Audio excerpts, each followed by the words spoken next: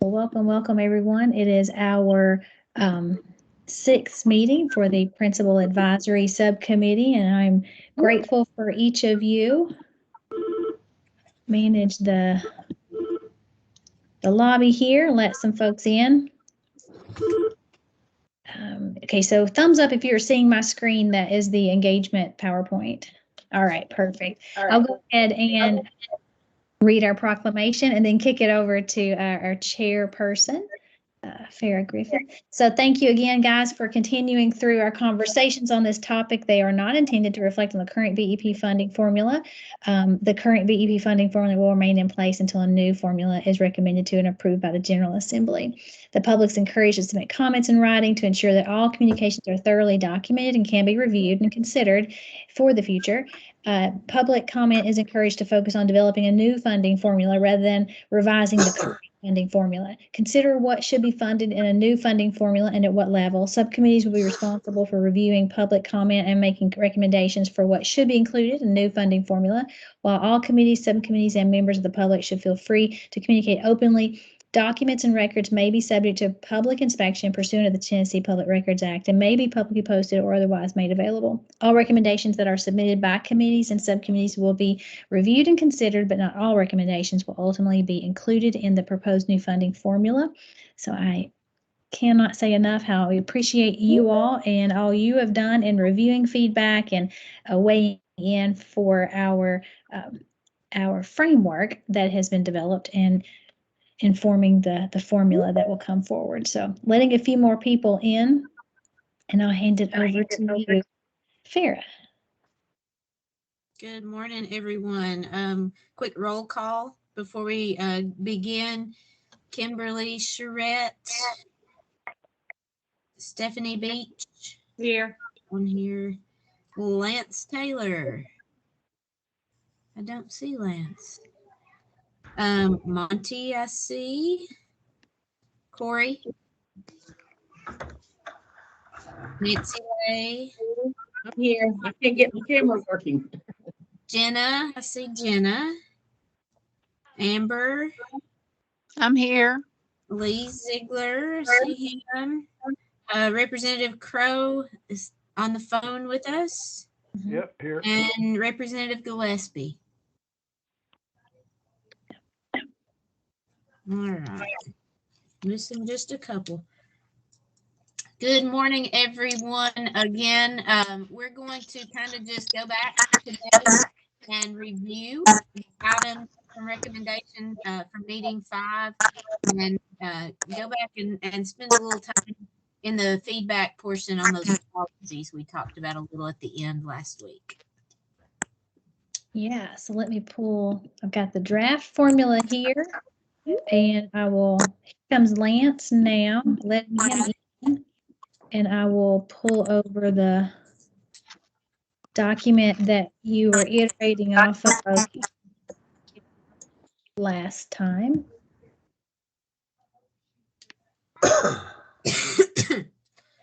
So Janice did a great job of capturing our edits from last week, the edits that we made to our recommendations from meeting 4 in meeting 5 are shown in red on the screen that you can see now.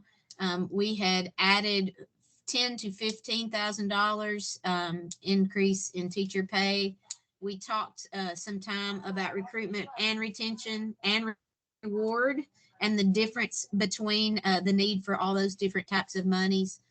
10,000 was kind of the point that we stuck at, was kind of ask for the moon and hope for the best. Of course, a nurse per school, counselors per 250, and then interventionists. And we had put in a note previously about our ratios for those intervention numbers. Assistant principals were a must-have. We also added in, I think in meeting 4, about having a principal at each school. And if you listen to that steering committee, they talked a little bit about that in our archive information as well. Technology was on our list, and instructional funds for classrooms. more than the $200 that BEP gives. We put a number of $100 per student per year for technology to continue to keep up with that technology that a lot of us have been able to purchase through ESSER money, that we'd like to be able to continue that level with instruction through technology.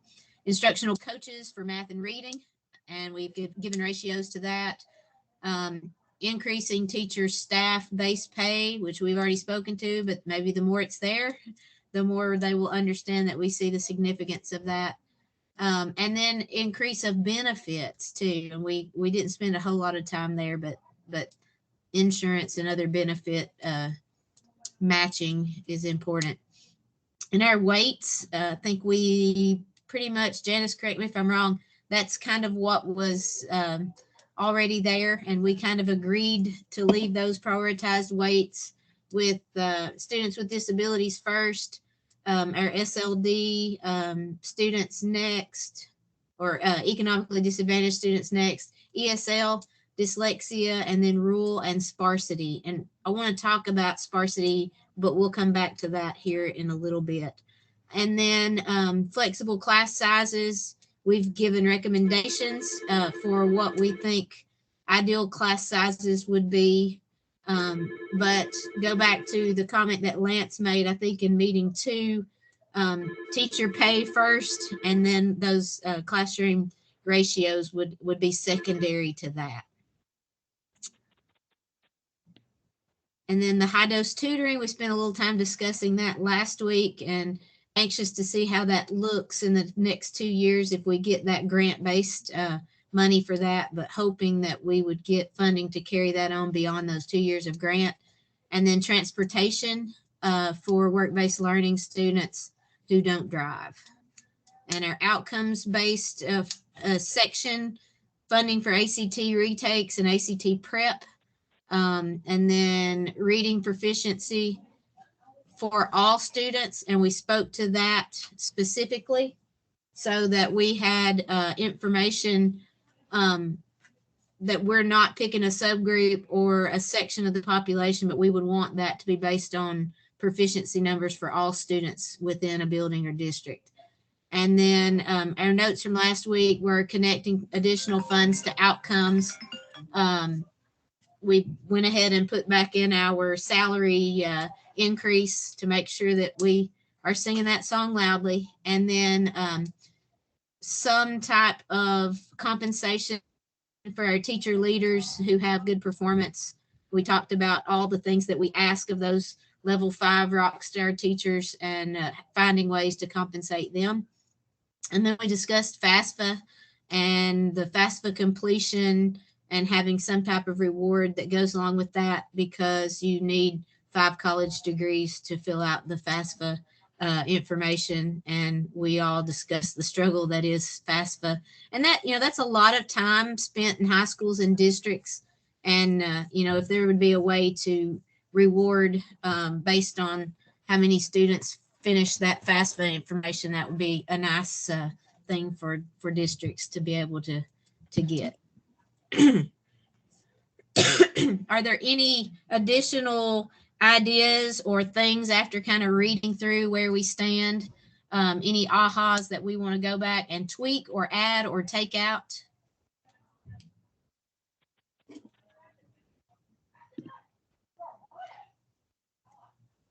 Fair. If you want, I will layer on over. I've got on your screen, the left side is still, I'll have that. I'll layer some things over it so we can still get it. But we also had the policies that were from the steering committee and that came out of the subcommittees that I think I copied most of it also over here. But if you just wanted to look at them individually, you could spend time there. So I guess okay. I had it later. In your email back, I presented both of these up for your feedback and your recommendation. So you've heard me read enough, so I'll give everybody a minute to read over those policy items that Janice has up for us and see if I can get both. There you go. It's a balancing act. It's a little tricky. We did discuss the direct cert process, last week and looking at the pros and cons of that. Did anybody do any research or get any feedback on the paperwork process versus the direct cert process? I did get a chance to just ask our superintendent, and he really said it's either way. There really is no definitive way that he could pinpoint one is better than the other, because of the fact that there are so many variables. And while it may help one school, it hurts another. Right. So I'm thinking that from our standpoint, either way, you'll have an impact. Just depends on what grade band would be impacted the most. So that's what I got from our superintendent. And that's kind of my understanding here too. What you lose from the reduced segment is offset by what you gain in the direct cert because of high school kids not filling out the paperwork. Anybody else have any economically disadvantaged direct cert ideas or questions? We talked a little bit about Title I, and we added in there connecting that money to that direct cert number rather than actual Title I status, because there are schools like my own who would qualify for Title I, but don't, for whatever reasons, jump through those federal hoops. But the need is still there with that segment of the population. And then the third one was sparsity. So Janice and I talked this morning about what does that mean and what does that look like. And through our conversation, so I want to know where we sit within that sparsity number, and should we, as a committee, instead of having a range of 10 to 25, the higher that number is, the more people who would qualify for that dollar.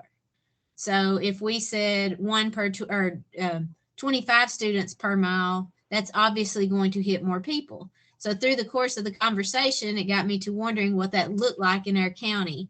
So I talked with our bus superintendent, and White County falls in the 10 range exactly. We have 379 square miles and 3,794 students.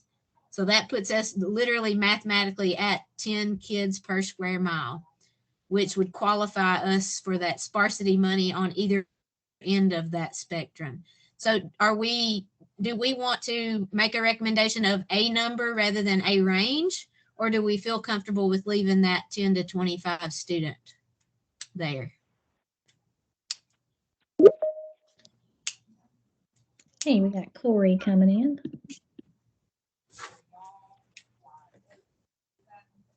That's a really good explanation. Yeah, I think it was helpful for you to go research that a little bit too, to see what it looks like in your local context. But I like your question. So we're really trying to define, that's the federal definition, would be 10 students per square mile. What do we want in Tennessee? How would we want to better, or, edit that in some way to have a Tennessee definition, or leaving it in this at 10 with a range of 10 to 25?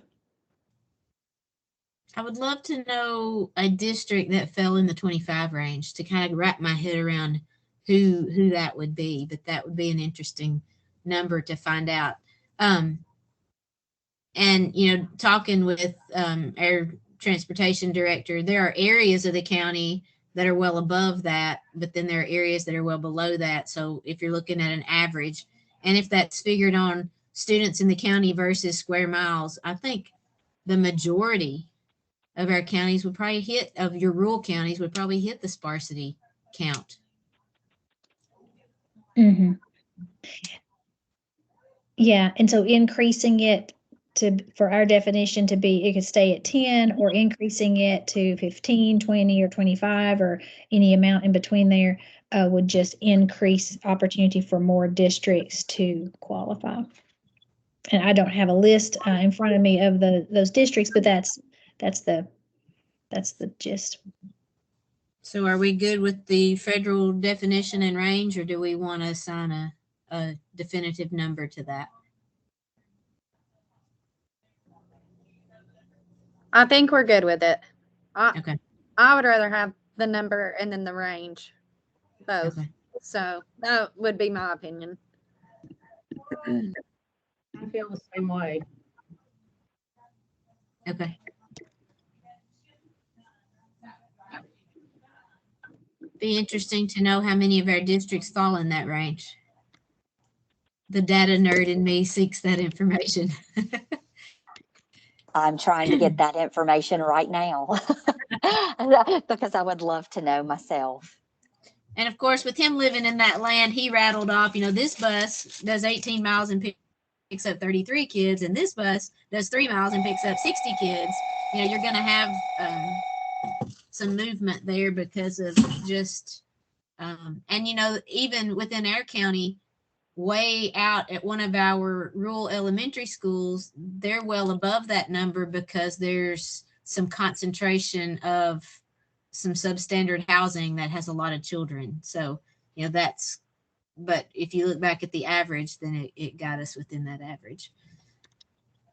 So interesting information. So salaries, the question was, what, if any, requirements should the formula require on investing new education dollars into existing educator salaries moving forward? We had recommended that base salary increase of 10 to 15, also connecting some outcomes-based money and money for those who are in leadership. And would this be a good place, Janice, for us to talk about cost of living increases? Yeah, that could be a consideration. I don't know that I've heard that from this group. So just a thought, do we want to add a note in there? And that's an argument and a discussion that you hear amongst education, is that we never see a cost of living increase. Do we want to speak to that while we're here?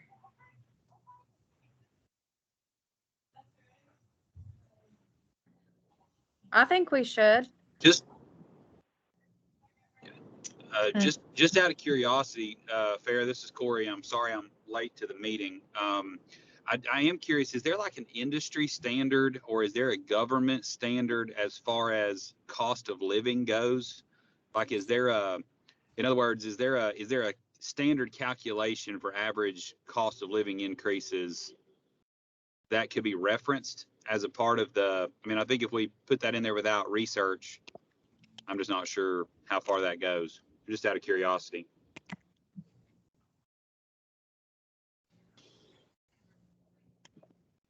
Let me check, Corey. We have a new HR director for our county school system who's worked in industry. Let me reach out to her and ask her that question while we're here and see if I can get an answer.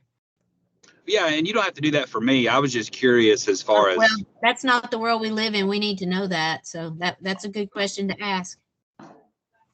Well, and I will say from our standpoint, we have been very fortunate that we have been able, like Dr. Griffith has given us a 2 to 3% raise each year.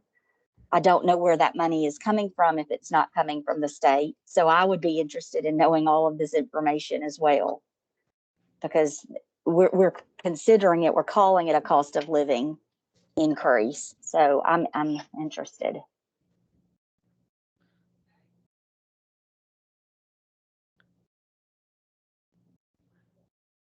What worries me is that some systems, how you cap out on the salary and then you get the increase. Most directors are kind enough to include the increase in your pay. But if we're speaking cost of living, is that 2 to 3% raise is the cost of living going to be a part of that, or is that going to be an additional? I would like to know, or for someone to think about that when if it does go through. Jenna, I think that's a good point, because I'm one of those people that's in that category. And so I do get that when we get that 2 or 3%. Mm-hmm. And I'm fortunate that that's the case. But for a lot of our teachers, and I guess I'm kind of fortunate in this instance too, that we've always had my husband's insurance. Mm-hmm. But for many of our employees, there has been many increases in their insurance of 10, 12%, and then we have this little 2% that's coming at them, that they're still coming out in the hole and making less there. And I know that's not maybe an issue everywhere, but in Warren County it is. Mm-hmm. That's exactly how it is for us. Every time our insurance goes up, that's when we get our little 10% rate, and it just doesn't equal out. We never really get a raise. I just think it would help, especially for our more veteran teachers. I mean, I'm sure it would help everybody, but I would like to know that. Thank you for those kind words there, Jenna. More veteran. I'm in that. Listen, I'm in that category too. The way they did from when I was an assistant principal and how they shifted it. And I have my EDS, and my superintendent is great. They redid the pay scale and everything to make it fair. But when you're looking at a jump that seems higher for the newer teachers rather than those who have been here a while, it's disheartening. And cost of living, the way everything is now, maybe 5 years ago, no, we wouldn't have brought it up. But now I do think it's important to look at. But I include myself in that, Marcy, so I can say that.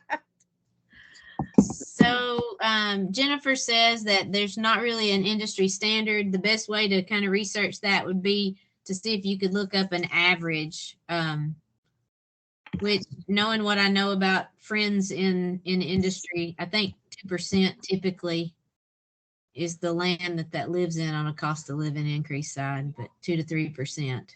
In 2021, it was 3%, and the projected for 2022 is also going to be 3% from just different sources.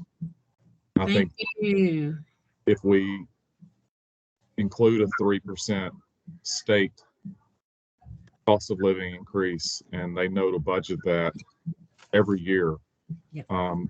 The insurance varies from county to county, and I think that's, as far as the local monies, I think that cost of living increase is something that locals need to address with the insurance that the local entity offers. But I think as far as a state increase, if teachers can at least across the state plan on a 3% increase from the state money that's provided for budgeting reasons, and the local increase 2 to 3% that's not the state increase. The locals don't pay you as much. I think that teachers in this state, if you want to move from the 40s, which we've been historically, to where people want us to be by 2025, and now it's probably going to be 2030, and we keep pushing that back. But part of the reason is we're not paying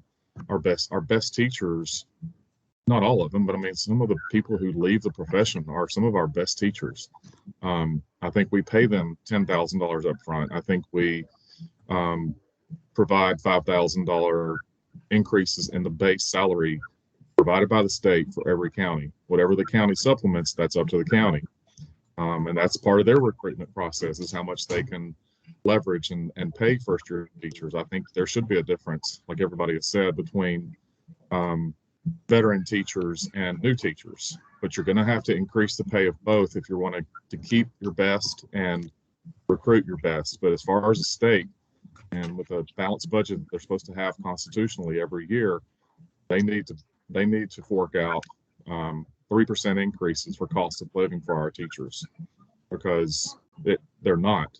I'm not worried about insurance. That'll be a local entity that they'll have to address, but I believe that our teachers statewide should have a 3% increase. we know even recently, because of COVID, the transportation issues, cost of living, cost of goods, availability of goods has increased in ways we never saw coming. And it doesn't seem like we're going to be out of this anytime soon. So I just believe we ask for what we think teachers deserve instead of, well, that may be asking too much. I just don't think I think we get out of that mindset. We ask for $10,000 raises for our teachers in this state, and 3% cost of living for teachers. But I also think we need to address our assistants who make, and my assistants make anywhere between $10.20 and $13.30. Well, they can go to KFC in Gallatin and make $16 an hour now. That's insulting. And I don't mean anything about people working in fast food industry or anything like that, but my assistants don't make copies all day. They work with kids. They're in tier 1. They're in RTI. They plan things for kids. They have to teach foundations. Not the first lesson, obviously, is taught by the teacher, but supplementing that with small group foundations lessons and things like that. They have to learn these programs, and their pay is less than somebody who's working a cash register at a local restaurant, fast food restaurant. And again, nothing wrong with that, or to each their own, but I think that these professionals need to be paid better. I agree. And I have several college educated aides that are making $11 an hour, Right. That's and hard. I know some of them choose this profession. They, on the flip side of spouses making money, a lot of spouses here at my school are self-employed, and that insurance is skyrocketing. And so they work here for the insurance, and because they love kids, their salary is not great, but the insurance, but they shouldn't be in that situation. They should also, in addition to good benefits for their family that are cheaper than self-employed, getting your own insurance for your family, they also ought to be paid better. I mean, they're not just running copies and laminating things. I don't have the staff. I don't have Title I. And even if you do have Title I, you still need those gen ed assistants to help. There's so many kids that are behind, and I think we need to pay them better. Farrah, I'm going to copy this next question, just kind of differentiating between the two questions a bit.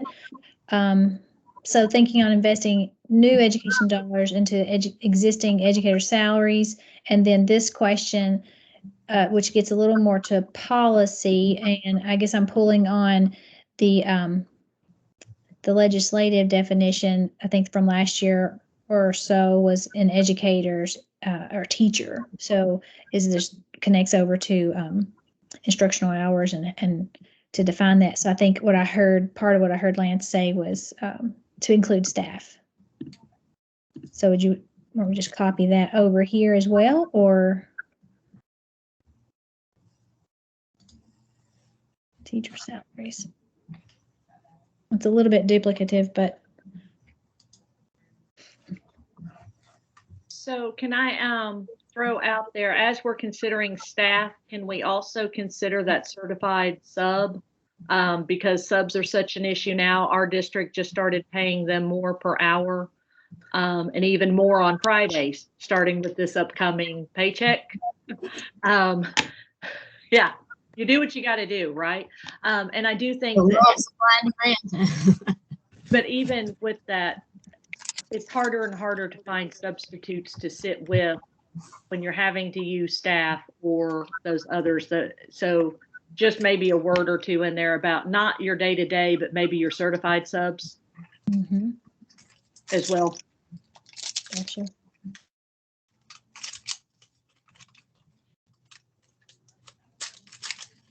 Yeah, so moving on through of tutoring, that was mentioned here as well. And we don't have to do every individual one, but just giving chance if there's any that you did want to circle back to.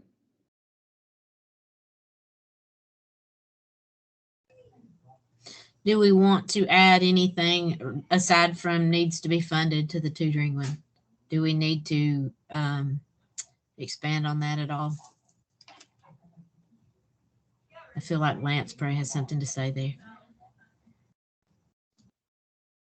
I'm just looking at what my board member, Sarah Andrews, I spoke of her last week, maybe in previous meetings.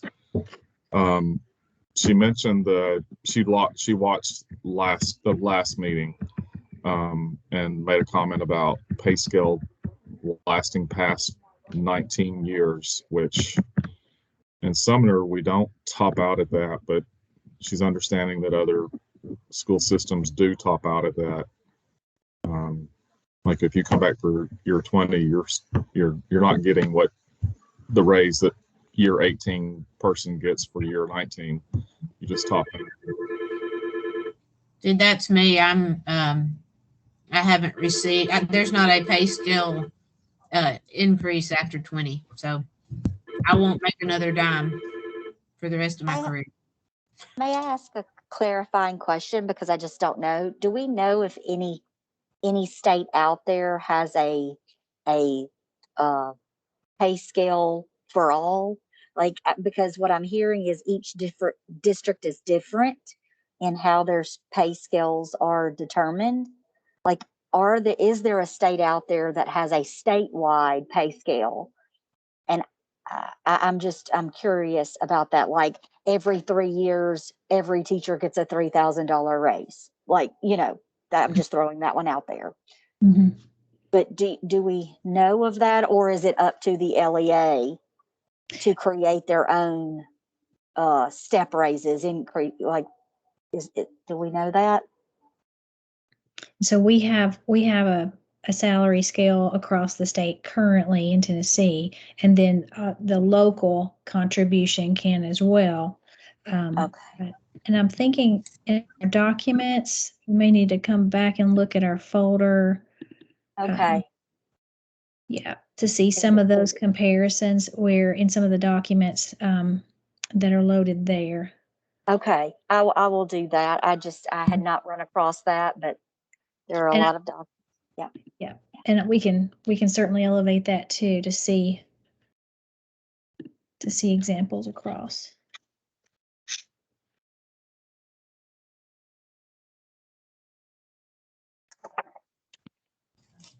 Jennifer just called back and said on cost of living, most companies go with whatever Social Security is providing for the year. So Social Security gives 3. That's typically the industry standard, whatever the government does. Gotcha.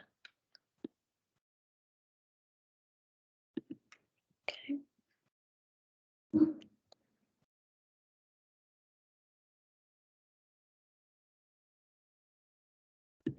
I looked that up a few minutes ago, and it said that the increase was 5.9 in 2022. But are we putting in a monetary amount for the increase or percentage? I kind of feel like we need to be specific on that. And what I see is that we've got the monetary amount, and we're going to stick with that instead of a percentage, correct? We've got 3%. Oh, I'm sorry. Okay, I was just looking on the prioritized base. Well, we're asking for that increase now, but Yes. then we're also adding in beyond that. We would like to see a cost of living beyond that initial. Yes. Okay. We want the Lance 10K. Yes. We also want. Okay. And I'm sorry, I missed last week because I had COVID. You're fine. So we're glad you're back and feeling better. And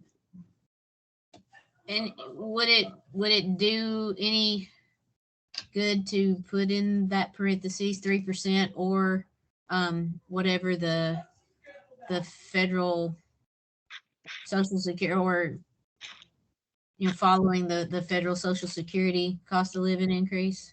Mm-hmm. Yeah.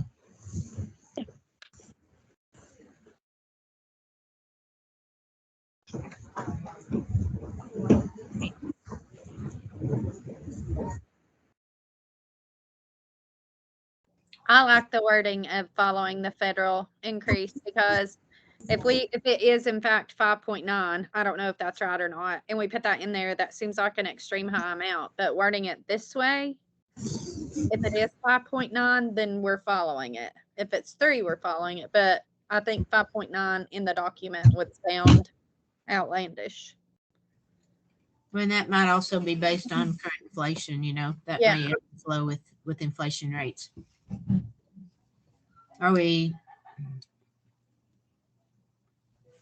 any additional salary discussion before we move on?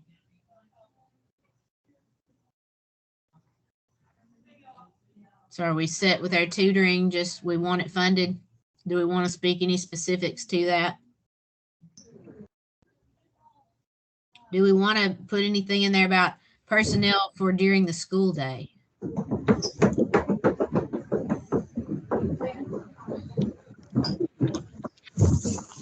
I We think, had a discussion about teachers are tapped out.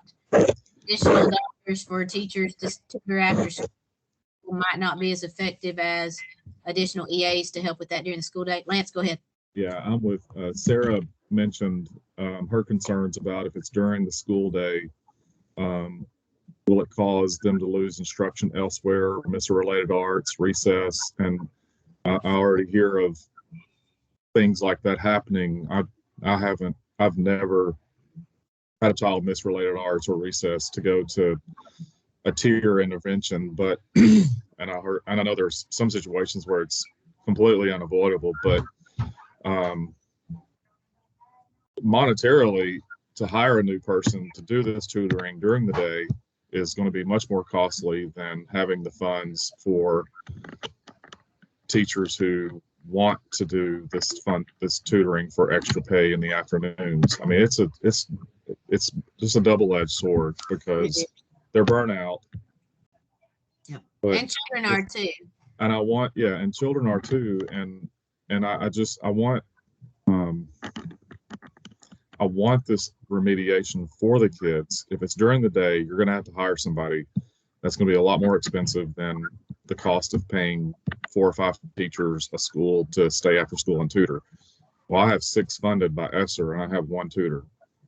I had 3 the first semester and 2 of them said, I just can't do this and be a good mom and wife. And I've got to take care of myself physically, and adding another hour and a half to my day, while it doesn't seem a lot, it really is.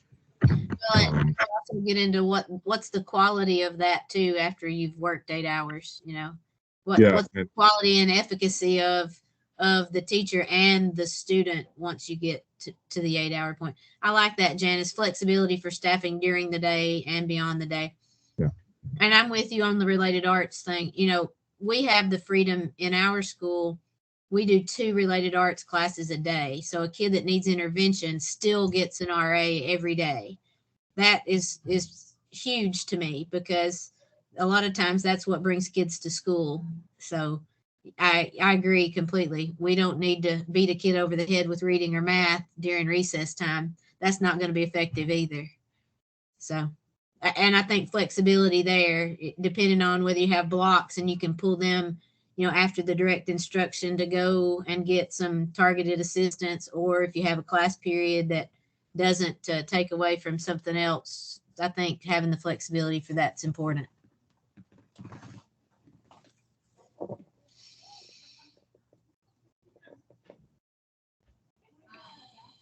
CTE, we didn't really speak to.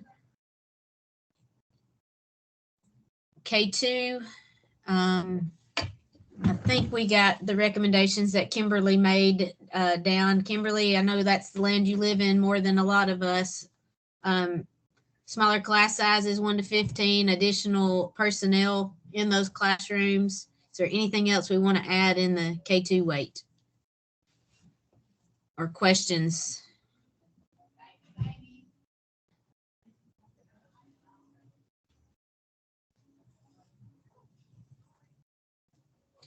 I can't think of any.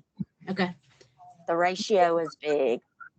Middle school, Corey, any wisdom there on middle school?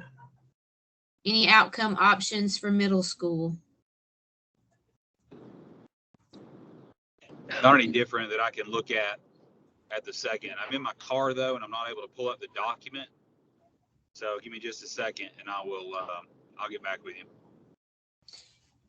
you. You know, my mind goes to plan and explore, but we've kind of gotten away from those.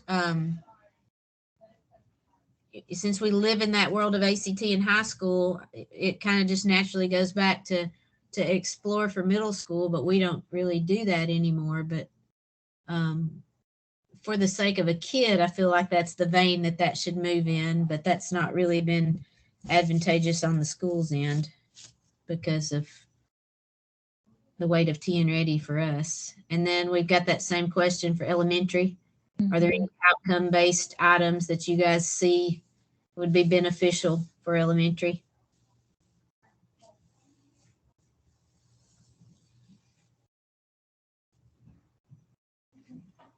Which we've got the literacy stuff in another spot, and that kind of lends itself to that area to me. I don't know if we would want to, Janice, would it do us any good to put that back down there for redundancy's sake or not? Yeah, so point me to that again. Somewhere we had something about the whole school outcomes for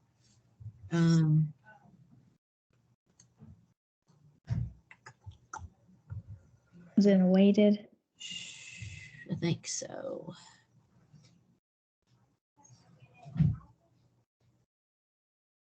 No, here we go. This is it. Connecting to additional funds outcome. Where did I read through it earlier? It was about whole school and literacy rate. Okay. That's the only place my mind goes for elementary would be if you wanted an outcome-based measure, Mm-hmm. it would have to be based on literacy. But you guys who live in elementary land can probably be more eloquent in how we would want to say something there.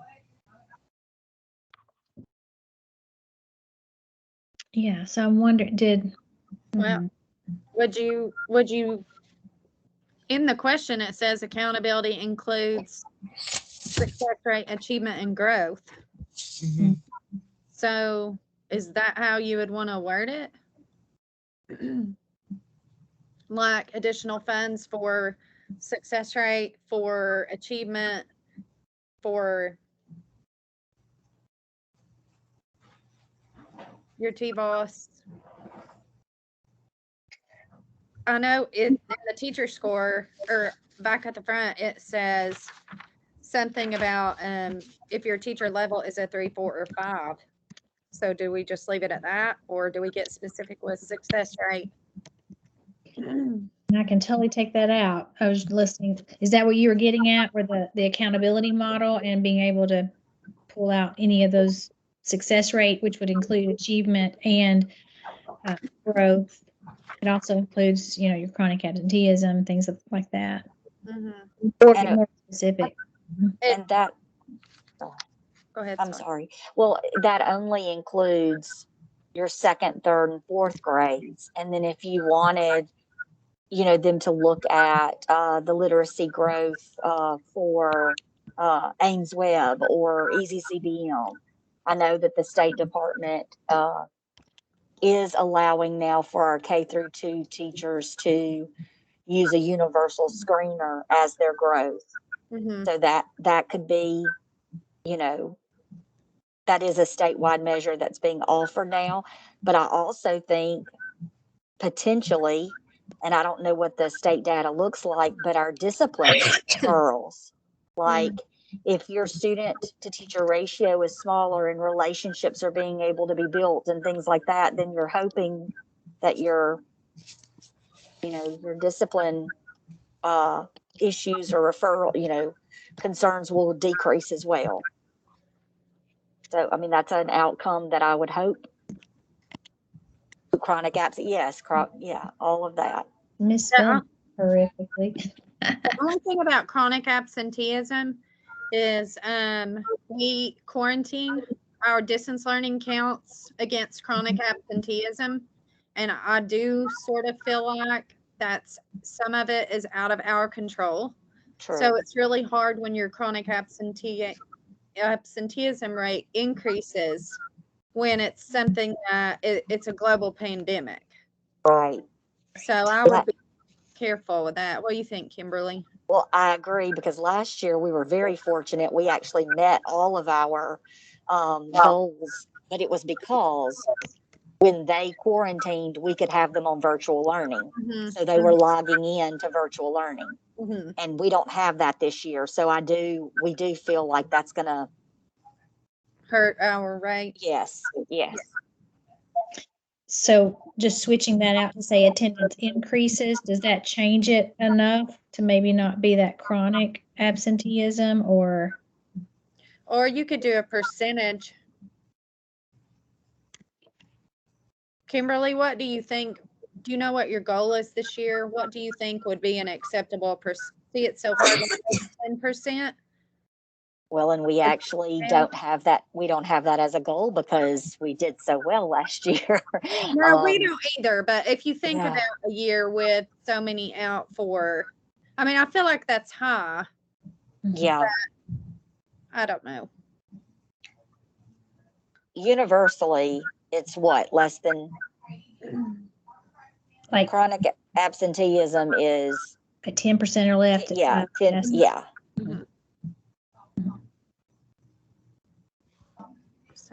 So maybe just putting enough there to say more discussion on that. We're not quite sure about exactly how we would word it.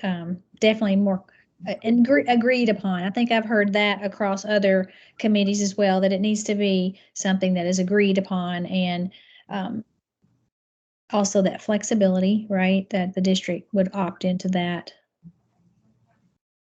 So that's good. Anything else? Let's move on through accountability here. So that's kind of getting to that question. I guess which feels right to copy that and just say this is where we're thinking here as well.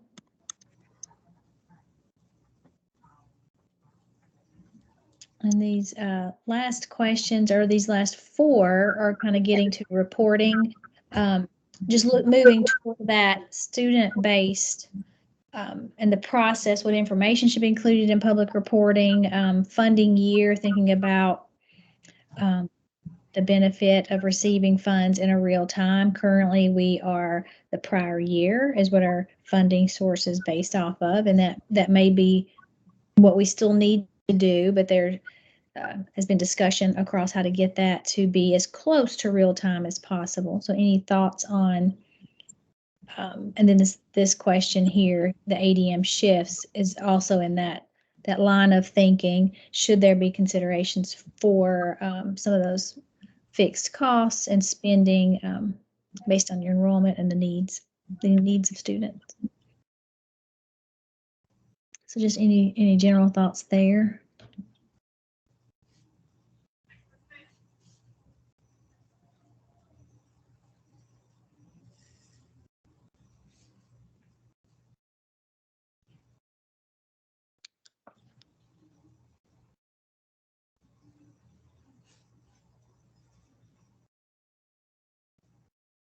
Okay. What is the hold harmless? I understand fixed costs, but what is the hold harmless consideration? Right. So currently our funding has been based off of enrollment prior to the pandemic. So that hold harmless is expiring as we move into this upcoming school year, trying to get as normal as possible. I don't know if this year has been totally normal, but we'll be utilizing our numbers for next year's funding off of this current school year. But then thinking about, is that something to consider moving forward? Should there be any considerations for a hold harmless or some fixed costs for funding? I know we'll have a transition time that's been spoken by the commissioner. So definitely we'll have a couple of years for the transition time on the state funding side, and more so for the local side, which is getting into that next question with maintenance of effort.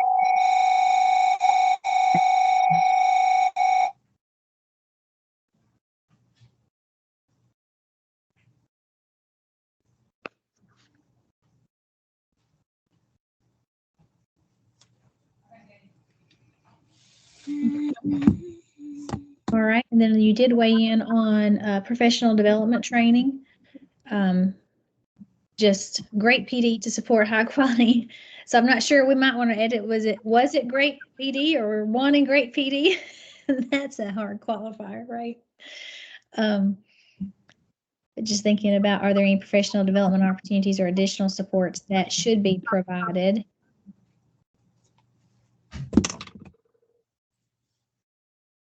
Well, and as far as what I would like to represent is there has been so much money, time, and effort spent toward the implementation of our ELA high quality instructional materials. Math doesn't need to be forgotten, Right. you know, and so and maybe there is a plan in the future when we adopt during our next adoption, maybe there's a plan for that. Yeah.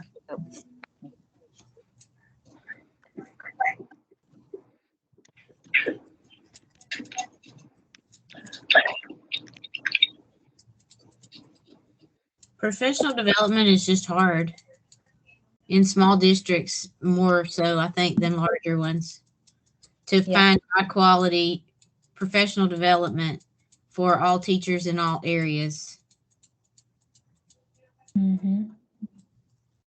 I'll color that blue for today's comments.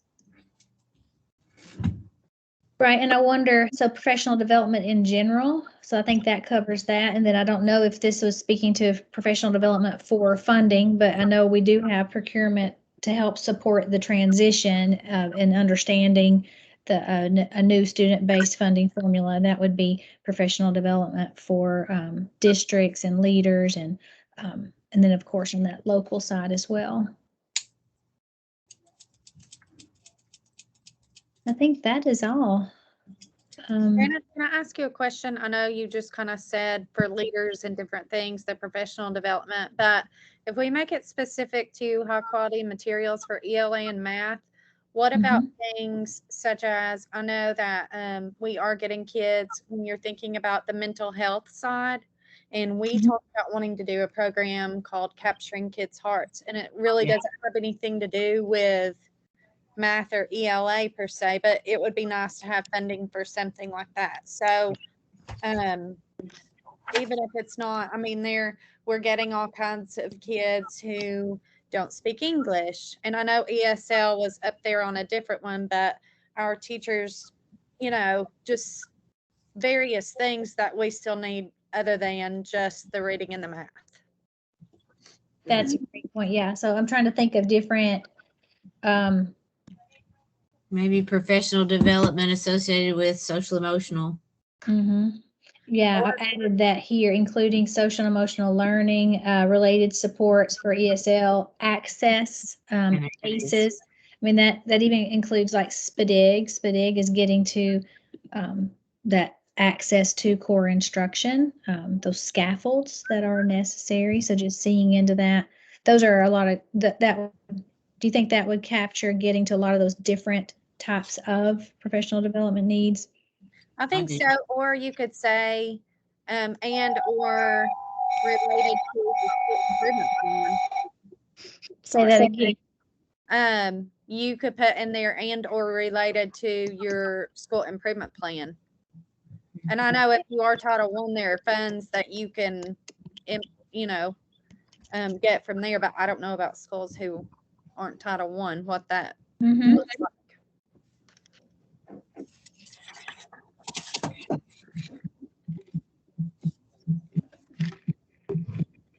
Got it. And I like that.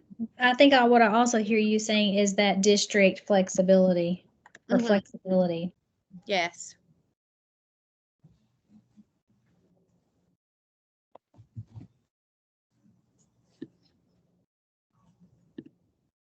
Okay.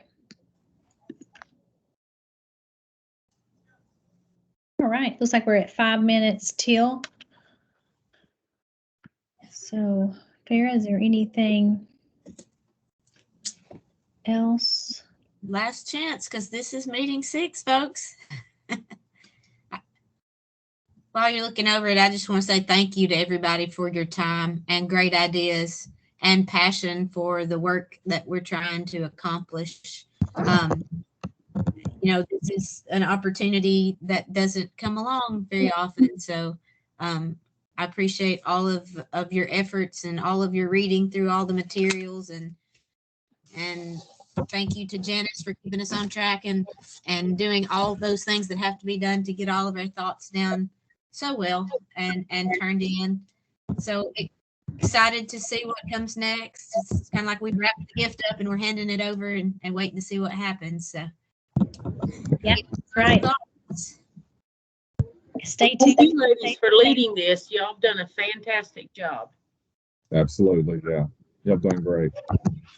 Yes, thank you, Farah. You have done a fabulous job. And thank each of you for diving in, taking the time. Your voices are so valuable. So, and I think our Senator Crow mentioned earlier before he had to hop off, to thanking everyone for weighing in, that this is a great amount of feedback to be from the field, to be able to provide as we consider any of these next steps. So thank you. Thank you.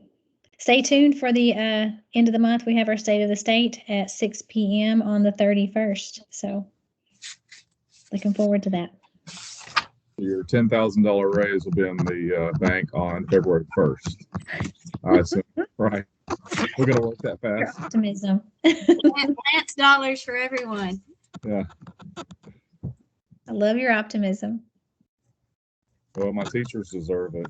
I mean, all of our teachers deserve it, but I mean, it's time. We have 1 billion, and some say 2 billion. It's there shouldn't be a surplus when people are in this grind. We never saw, even 2 years ago, today. We were wondering what this virus was, but it has totally dismantled how we used to do things, and they've stuck with it, and they're succeeding. But I can see it on my best teachers. They're hurting.